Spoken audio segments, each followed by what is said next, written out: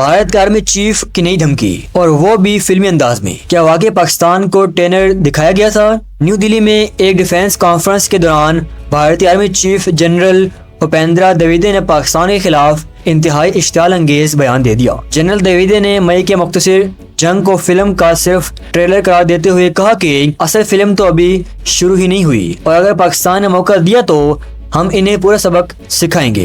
वो असल में ट्रेलर उसे कह रहे हैं कि जिनमें भारत के 7 जंगी जहाज पाकिस्तान ने मार दिए थे और भारत बदनाम हो गया था। इससे army chief general Upendra Dwivedi film का नाम दे रही हैं। ये बयान एक हफ्ते बाद सामने आया है जब दिल्ली के लाल किला के करीब धमाके में 12 अफराद हलाक हुए। 211 के बाद भारतीय दारुल हुकूमत में ये पहला बड़ा धमाका था। भारतीय आर्मी चीफ के नए बयानात खित्ते में नई कशीदगी का इशारा हैं, लेकिन सवाल ये है क्या बयानात से हकीकत बदल जाती है?